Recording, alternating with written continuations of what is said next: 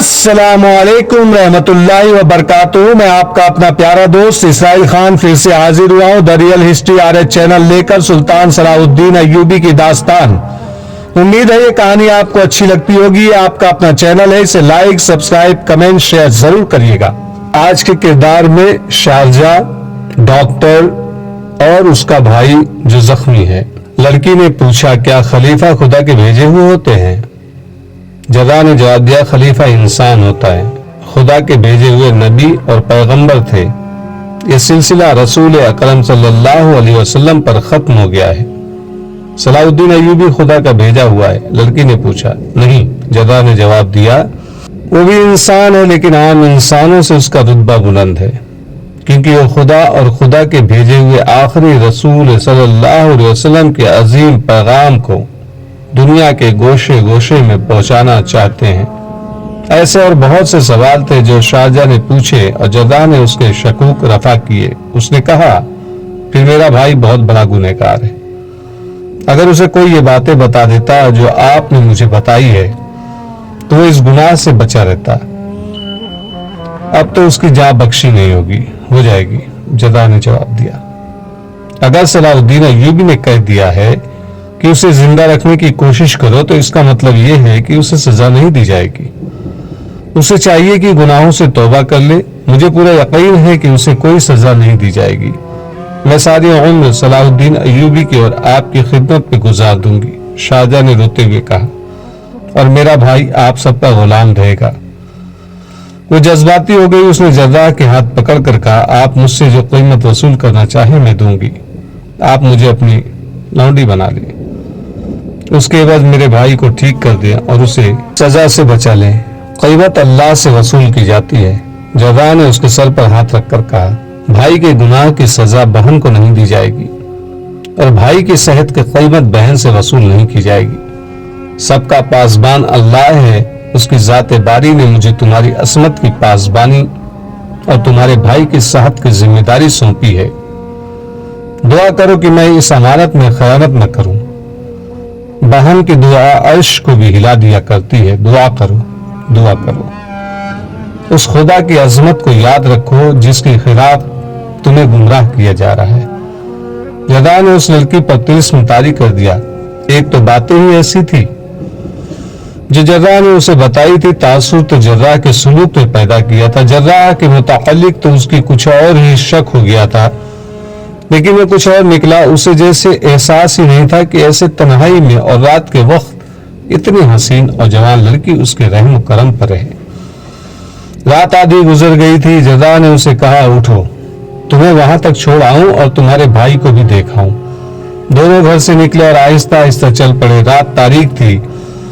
وہ دو مکانوں کے پچھواڑے کے درمیان سے گزر رہے تھے۔ یہ چھوٹی سی ایک گلی تھی جس میں سے گزرتے ہی وہ مکان آ جاتا تھا جہاں زخمی حشیشین قید میں پڑا تھا اور اس کے دروازے پر سنتری کھڑا رہتا تھا۔ وہ دونوں اس گلی میں داخل ہوئے ہی تھے کہ پیچھے سے دونوں کو مضبوط بازوؤں میں جکڑ لیا گیا۔ دونوں کے منہ کپڑوں میں بند گئے، ان کی آواز بھی نہ نکل سکی۔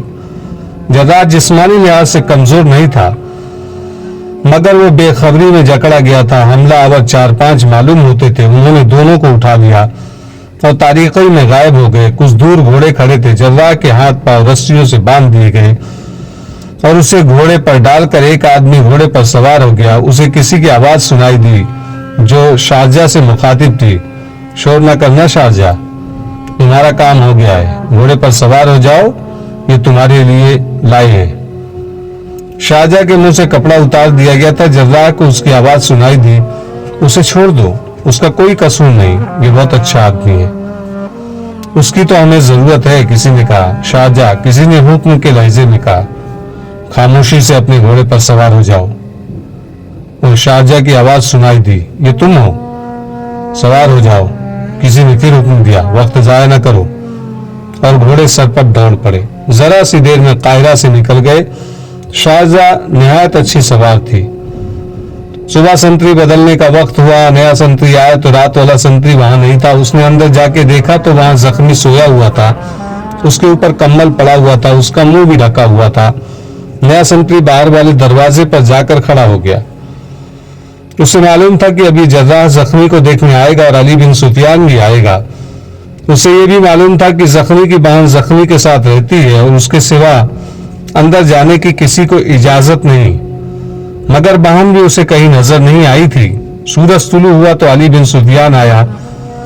اس نے سنتری سے پوچھا کہ جراح آ چکا ہے یا زخمی کو دیکھ کر چلا گیا ہے؟ سنتری نے اسے بتایا کہ جراح نہیں آیا، پہلا سنتری یہاں نہیں تھا اور اندر زخمی کی بہن بھی نہیں ہے۔ علی بن سفیان یہ سوچ کر اندر گیا کہ زخمی کی تکلیف بڑھ گئی ہوگی اور اس کی بہن جراح کو بلانے چلی گئی ہوگی۔ علی بن سفیان کے لیے ہی یہ بڑی ہی یہ زخمی سلطنت اسلام کے لیے بھی مصر جتنا قیمتی تھا، اس کے صحت یاب ہونے کا انتظار تھا اور ایک بڑی خطرناک سازش کی بے نقاب ہونے کی توقع تھی۔ وہ تیزی سے اندر گیا، زخمی کے سر سے پاؤں تک کمبل پڑا تھا۔ علی بن سفیان کو تازہ خون کی بو محسوس ہوئی۔ اس نے زخمی کے منہ سے کمبل ہٹایا تو بدک کر پیچھے ہٹ گیا، جیسے وہ زخمی نہیں اژدہا تھا۔ اس نے وہیں سے باہر کھڑے سنتری کو آواز دی، سنتری دوڑتا اندر گیا۔ علی بن سفیان نے اسے زخمی کا چہرہ دکھاتے ہوئے پوچھا، یہ رات والا سنتری تو نہیں؟ نئے سنتری نے چہرے دیکھ کر حیرت اور گھبراہٹ سے بوجھل آواز میں کہا، یہی تھا۔ یہ اس بستر میں کیوں سویا ہوا ہے حضور؟ زخمی کہاں ہے؟ یہ سویا ہوا نہیں، علی بن سفیان نے اسے کہا، مرا ہوا ہے۔ اس نے کمبل اٹھا کر پرے پھینک دیا، بستر خون سے لال تھا۔ وہ زخمی حششین نہیں بلکہ رات والے سنتری کی لاش تھی۔ علی بن سفیان نے دیکھا لاش کے دل کے قریب خنجر کے 2 زخم تھے، زخمی حششین غائب تھا۔ علی بن سفیان نے کمرے میں صحن اور باہر زمین کو غور سے دیکھا، کہیں خون کا ایک قطرہ بھی نظر نہ آیا۔ اس سے ظاہر ہوتا تھا کہ سنتری کو زندہ اٹھا کر اندر لایا گیا اور بستر پر لیٹا کر اس کے دل میں خنجر مارے گئے۔ اس نے تڑپنے نہیں دیا گیا، ورنہ خون کے چھینٹے بکھرے ہوئے ہوتے۔ وہ مر گیا تو اس پر کمبل ڈال دیا گیا اور قاتل زخمی قیدی کو اٹھا کر لے گئے اور اس کی بہن کو بھی لے گئے۔ صاف ظاہر تھا کہ زخمی کی بہن نے زخمی کے فرار میں مدد دی ہے۔ وہ جوان اور حسین لڑکی تھی۔ اس نے سنتری کو پھانس لیا ہوگا، اسے اندر لے گئی ہوگی۔ لڑکی کے ساتھیوں نے سنتری کو بے خبری میں پکڑ لیا ہوگا۔ علی بن سفیان کو اپنی اس غلطی پر تاسف ہوا کہ اس نے زخمی کے 4 ساتھیوں کو زخمی سے ملنے کی اجازت دی تھی۔ انہوں نے بتایا تھا کہ وہ زخمی کے چچا زاد اور تایا زاد بھائی ہیں۔ وہ اندر آ کر دیکھ گئے تھے کہ یہاں کی حفاظتی انتظامات کیا ہیں۔ اسے بہن کو بھی یہاں رہنے کی اجازت نہیں دینی چاہیے تھی۔ اس نے یہ بھی یقین نہیں کیا تھا کہ یہ لڑکی زخمی کی بہن تھی یا اس گروہ کی فرد تھی۔ علی بن سفیان کو غصہ آیا اور وہ اپنی بھول پر پچھتایا بھی، لیکن اس نے دل ہی دل میں زخمی اور اس کے ساتھیوں کے اتنے کامیاب فرار کو سراہا۔ علی بن سفیان جیسے سراغ رساں کو دھوکہ دینا آسان نہیں تھا، تو لوگ اسے بھی دھول جھونک گئے تھے۔ اس نے نئے سنتری سے کچھ باتیں پوچھی تو اس نے بتایا کہ اس سے پہلے وہ رات کو بھی پہرے پر کھڑا رہ چکا ہے۔ اس نے لڑکی کو جراح کے ساتھ اس کے گھر جاتے اور رات بہت دیر بعد دونوں کو واپس آتے دیکھا تھا۔ اس سے علی بن سفیان کو شک ہوا کہ لڑکی نے جراح کو بھی اپنے حسن جوانی کے زیر اثر کر لیا تھا۔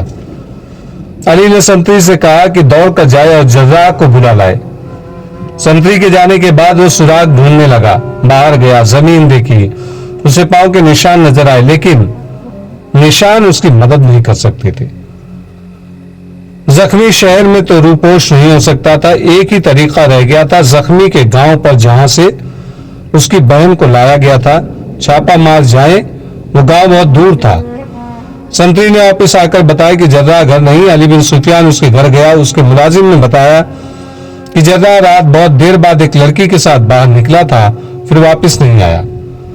اس لڑکی کے متعلق اس نے بتایا کہ پہلے بھی جراح کے ساتھ آ چکی ہے اور دونوں بہت دیر تک اندر بیٹھے رہے تھے۔ علی بن سفیان کو یقین ہو گیا کہ جراح بھی زخمی کے فرار میں شریک ہے اور یہ لڑکی کے حسن کے جادو کا کمال ہے۔ علی نے اپنے محکمے کے سراغ رسانوں کو بلایا اور انہیں فرار کے متعلق بتایا۔ وہ سب ادھر ادھر بکھر گئے۔ ایک جگہ انہیں بہت سے گھوڑوں کے کھروں کے نشان نظر آئے۔ ارد گرد کے رہنے والوں میں سے 3-4 آدمیوں نے بتایا کہ رات انہوں نے بہت سے گھوڑے دوڑنے کی آوازیں سنی تھی۔ سراغ رساں کھروں کے دیکھتے شہر سے نکل گئے، مگر آگے جانا یا بیکار تھا۔ رات کے بھاگے ہوئے گھوڑوں کو اب کھرے دیکھ دیکھ کر پکڑنا کسی پہلو ممکن نہیں تھا۔ انہیں صرف اتنا پتا چلا کہ مفرور اس سمت کو گئے ہیں۔ علی بن سفیان کے کرنے کا کام اب یہی رہ گیا تھا کہ قائم مقام امیر مصر تقی الدین کو اطلاع دے دے کہ زخمی حشیش کو اس کے ساتھ اغوا کر کے لے گئے ہیں۔ اسے یہ خیال بھی آیا کہ زخمی نے راز کی جو باتیں بتائی تھی وہ بے بنیاد تھی اور اس نے اپنی جان بچانے اور فرار کا موقع پیدا کرنے کے لیے چال چلی تھی۔ وہ سلطان ایوبی کو بھی اور علی بن سفیان کو بھی الو بنا گیا تھا۔ آدھا دن گزر گیا تھا جب علی بن سفیان تقی الدین کو اطلاع دینے کے لیے چلا گیا۔ اس وقت اس کا زخمی قیدی جو کھڑا ہونے کے بھی قابل نہیں تھا، قاہرہ سے بہت دور ایک ویرانے میں پہنچ چکا تھا، مگر وہ زندہ نہیں تھا۔ جزا کے ہاتھ پاؤں بندھے ہوئے تھے اور وہ ایک گھوڑے پر بے جان چیز کی طرح پڑا تھا۔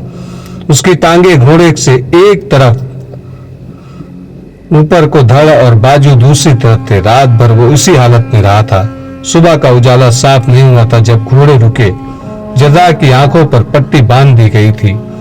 اسے پٹی باندھنے والا آدمی نظر نہیں آ سکا کیونکہ اس کا سر نیچے تھا۔ پٹی بن جانے کے بعد اس کے پاؤں کھول دیے گئے اور اس گھوڑے پر بٹھا دیا گیا۔ اس کے ہاتھ بندھے رہے۔ اس کے پیچھے ایک آدمی گھوڑے پر سوار ہو گیا اور گھوڑے ذرا سے آرام